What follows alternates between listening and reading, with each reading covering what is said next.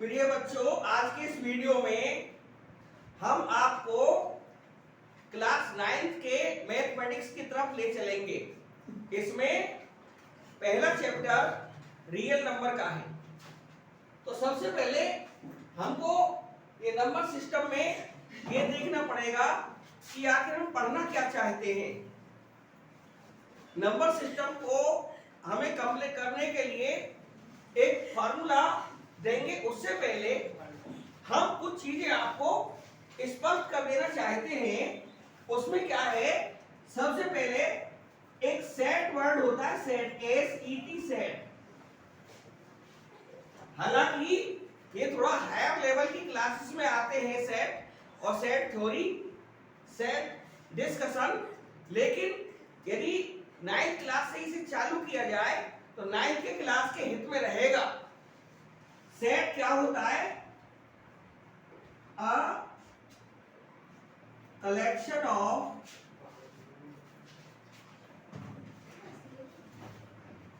Well defined objects. इसमें collection well defined objects का आएगा। जैसा कि इसके नाम में क्लियर है कि ऑब्जेक्ट्स वेल डिफाइंड होनी चाहिए। जैसे हम कहें रोटी वोटी, चाट वाट, तो रोटी तो क्लियर समझ में आती है, ठीक। रोटी के साथ में मोटी मोटी एक वैल्यू वर्ड है। जो अनडिफाइंड वर्ड होता है वो वैल्यू वर्ड कहलाता है। तो यहां पर वेल डिफाइंड के नीचे लिखें नॉट ए वैल्यू वर्ड।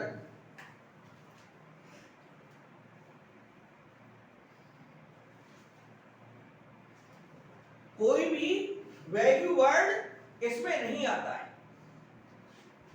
जैसे हम कहें इंग्लिश में पेंसिल वेंसिल, तो पेंसिल तो वेल डिफाइंड है, लेकिन वेंसिल एक वैल्यू वर्ड है। फोन वोन, तो फोन तो वेल डिफाइंड है और वोन कोई भी वेल डिफाइंड नहीं है, यह एक वैल्यू वर्ड है। इसके बाद पेन वेन कहें, बाल बाल कहें, तो पहला वाला वेल डिफाइंड है, बाद वाला एक वैल्यू वर्ड है। जैसे मैं कहूं यहां पर AEIOU, ये 5 हमने वॉवल्स लिए हैं इंग्लिश अल्फाबेट के, तो ये वेल डिफाइंड है। हाँ भाई, 26 लेटर्स के अंदर आते हैं तो वेल डिफाइंड है। ऐसे में हिंदी में बोलूं कै खे गे घे ए आ ई ई, ये स्वर व्यंजन वोवल कॉन्सोनेंट्स आते हैं, ये भी वेल डिफाइंड है। इसी तरह से अन्य भाषाओं में ऐसा हो सकता है। चाइनीज के अपने अलग अल्फाबेट्स होंगे, जापानीज के अलग होंगे, जर्मन के अलग होंगे, लेकिन हमको यहाँ पर शब्द वेल डिफाइंड से मतलब है, बाकी वैल्यू वर्ड से कोई मतलब नहीं है। तो collection of well defined objects, अब हम इस कलेक्ट करने के लिए एक कर्ली ब्रैकेट लगा देते हैं, तभी सेट बन जाएगा। Collection of well defined objects, ये सारे के सारे वेल डिफाइंड नहीं है। हमने इन्हें कलेक्ट कर लिया है कॉमा लगा लगा के, सेपरेट कर करके, तो जो ये सेपरेट किए गए हैं ये इसके मेंबर्स कहलाते हैं। ये मेंबर्स है तुम्हारे, क्या है ये? मेंबर्स, यानी दूसरा कॉन्स्टिट्यूएंट भी नाम है इनका, कॉन्स्टिट्यूएंट, कॉन्स्टिट्यूएंट्स भी से बोलते हैं, ऑब्जेक्ट्स भी बोल देते हैं। इसके नाम कितने भी हो, हमें ये मतलब है कि जो सेपरेटेड बाय कॉमास है, वेल डिफाइंड है, मेंबर से। अब मान लीजिए हम कहें इस सेट का नाम कोई भी नाम दे सकते हैं ए, ये हमेशा कैपिटल लेटर में लिखा जाता है।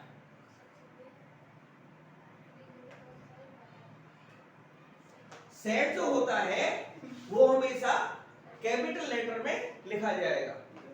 यहां पर ये मैंने लिखा ए, तो ये ए कैपिटल लेटर है कि नहीं भाई? ए कैपिटल लेटर है, इसलिए ए कैपिटल लेटर के लिए हमने एक पूरा सेट डिफाइन कर दिया। यहां पर मैं बोलूं यदि A belongs to A, तो राइट है, A belongs to A right है। मैं कहूं E belongs to A, ये भी करेक्ट है। I belongs to A, ये भी करेक्ट है। O belongs to A, ये भी करेक्ट है। और इसी तरह से U belongs to A, ये भी करेक्ट है। बट यदि मैं कहूं B belongs to A, तो ये ठीक नहीं है, क्योंकि इसे B आ ही नहीं रहा, A के अंदर कहीं B है ही नहीं, A E I O U को छोड़कर बाई कुछ आ ही नहीं रहा।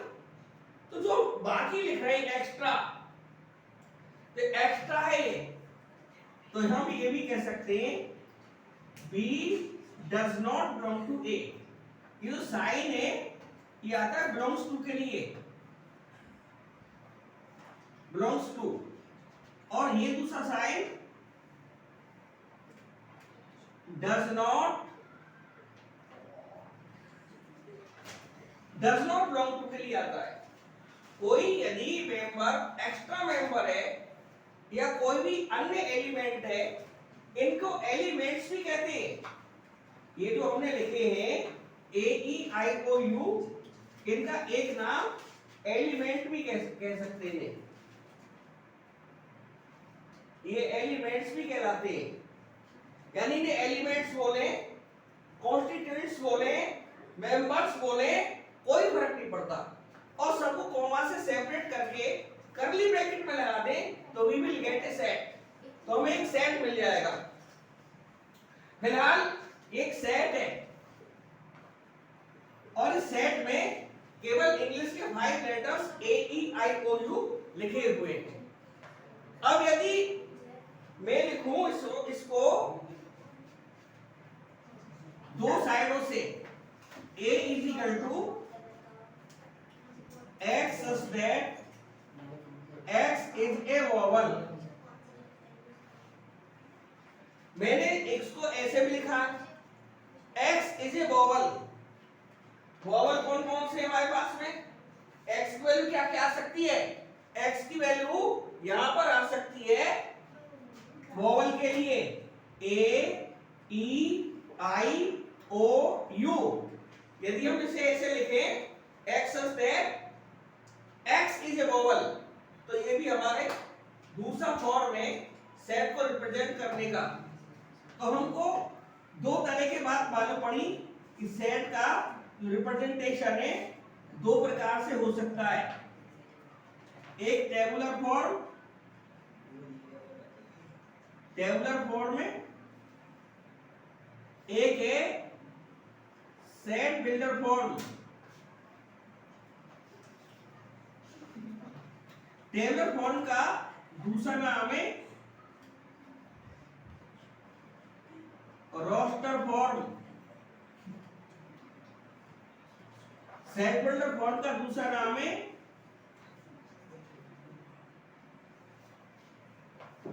Algebraic form. यानी जिसमें एलजेब्रा लग रहा हो, एलजेब्रा का मतलब है जिसमें अल्फाबेट्स लग रहे हो। ये हमारा वेरिएबल है,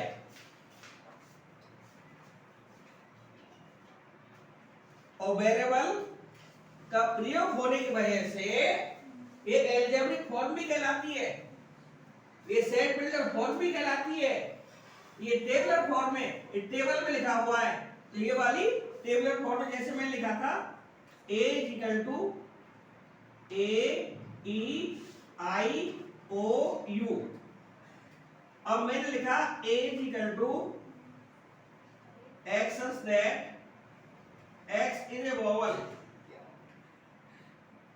तो ये जो मैंने दूसरा फॉर्म लिखा है X के टर्म में लिखा है, X के टर्म में होने की वजह से इसे हम सेट बिल्डर फॉर्म या एल्जेब्रिक फॉर्म कहते हैं।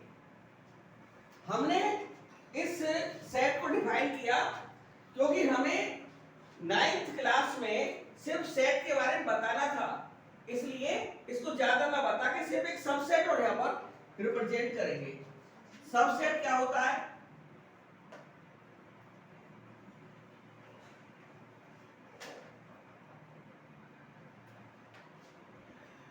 मान लीजिए मैं यहाँ पर थोड़ी देर के लिए एक और सेट बी इक्वल टू लिखता हूं, ए ई आई। तो बी के सारे एलिमेंट ए में हैं, बी के सारे एलिमेंट ए में। देख लीजिए ए ई आई यहां पर है कि नहीं, ए ई आई। तो ये लिख सकते हैं B is a subset of A, ये सबसेट का साइन है,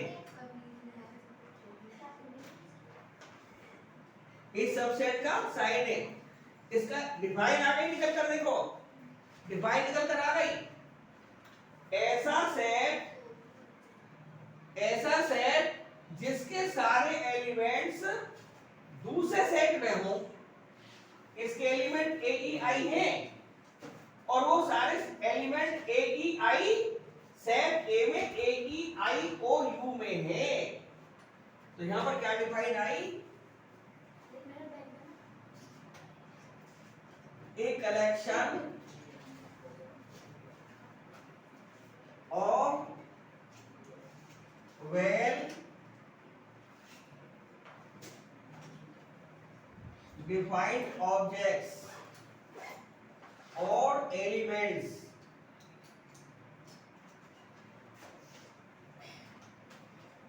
which are in the other set. For example, A is equal to A E I O U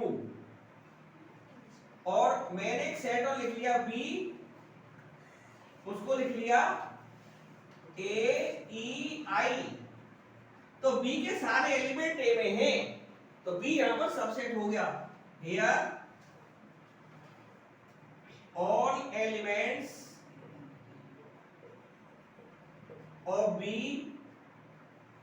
are in A, therefore B is a subset of A और A is a superset of B। A super हो गया, जिसकी तरफ मुंह खुलता है बड़ा होता है, A की साइड में मुंह खुलना है, A बड़ा है, ए सुपर सेट है बी का, इसे ऐसा भी कह सकते हैं। तो हमने देखा कि सबसेट कोई नई चीज नहीं है, एक सेट ही होता है और ये जो सेट होता है इसके सारे एलिमेंट दूसरे सेट में होंगे। बी को मैंने एक सेट लिया ए ई आई बस, तो हमने देखा ए ई आई पूरे एलिमेंट ए के अंदर है, तो ए सुपर सेट हो गया जिसके अंदर है। तो ये थोड़ा सा यहां पर मैंने आइडिया दिया, असलियत में तो नंबर सिस्टम अब चालू होगा, इसे हम इरेज कर रहे हैं।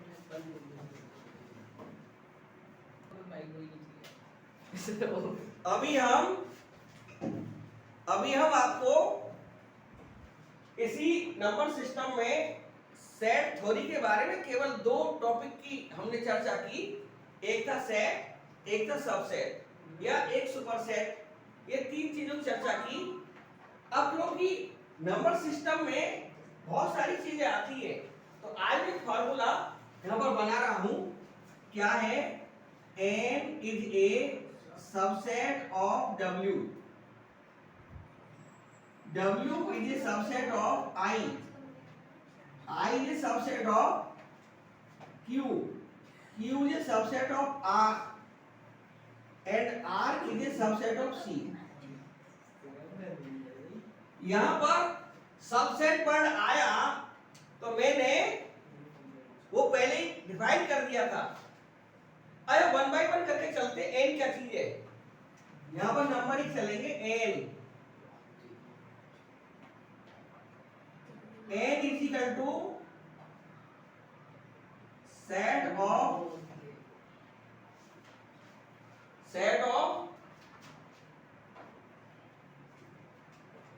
नेचुरल नंबर्स और काउंटिंग नंबर्स। ध्यान से समझेंगे तो सब समझ में आएगा। Natural number, counting number, counting 1 से चालू होती है तो स्मॉलेस्ट काउंटिंग नंबर 1 होती है। इसको लिखेंगे 1, सेट आ रहा है तो करली ब्रैकेट में लगा देंगे 1 2 3 dot dot dot up to infinity. ये स्मॉलेस्ट होता है। स्मॉलेस्ट नेचुरल नंबर कोई पूछे तो उसको 1 बताना पड़ेगा, और लास्ट ये लार्जेस्ट है, लार्जेस्ट इंफिनिटी है, और इंफिनिटी को बोलते हैं नॉट डिफाइंड।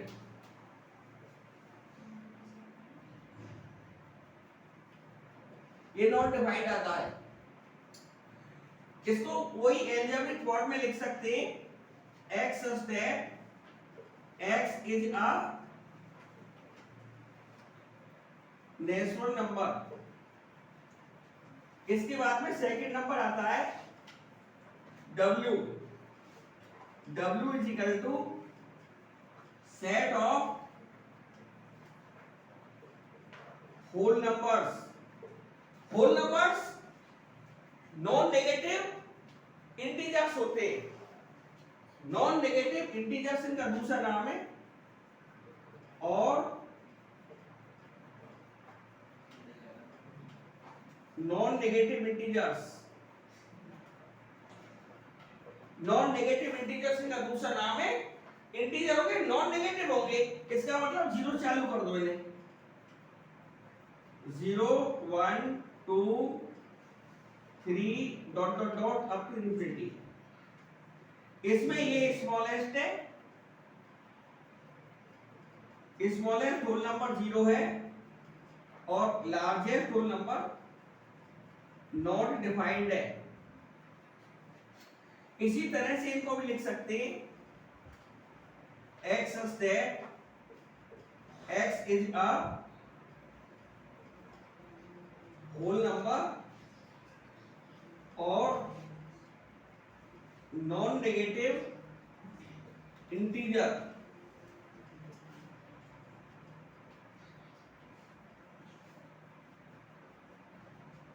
अब हम थर्ड नंबर पर आ रहे हैं। थर्ड है आई सेट ऑफ इंटीजर्स। इसके लिए एक नंबर लाइन पर रिप्रेजेंटेशन देते हैं। पहले बीच में 0 कर लिया, लेफ्ट साइड में -1 -2 -3 और आगे भी नंबर हो सकते हैं। इधर साइड में 1 2 3 और इधर भी बहुत सारे नंबर हो सकते हैं। इधर प्लस इंफिनिटी लेते हैं और इधर माइनस का इंफिनिटी लेते हैं। 1 से जो नंबर चालू हुए थे ये नेचुरल नंबर थे, 1 2 3 4 5 सब नेचुरल नंबर थे, और 0 से चालू किया था ये होल नंबर थे, तो इसको हम W बोल सकते हैं। और टोटल जो है इसको हम n को I पॉजिटिव बोल सकते हैं। I पॉजिटिव का मतलब है सारे इंटीजर पॉजिटिव पॉजिटिव लिए गए हैं, इसलिए ये हमारा n ही कहलाएगा। इधर नेगेटिव 1 से नंबर चालू किए हैं हमने, इधर ये I नेगेटिव कहलाएगा। I नेगेटिव, -1 -2 -3 ये नेगेटिव इंटीजर्स है।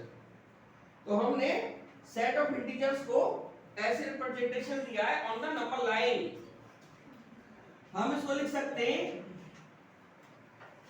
माइनस इंफिनिटी से चालू है number 1, minus infinity dot dot dot -3 -2 -1 0 1 2 3 dot dot dot infinity.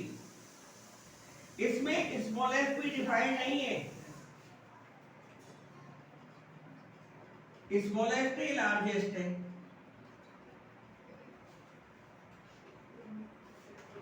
तो हमने देखा कि इंटीजर्स में स्मॉलेस्ट इंफिनिटी है नेगेटिव, और लार्जेस्ट भी इंफिनिटी है बट पॉजिटिव इंफिनिटी है।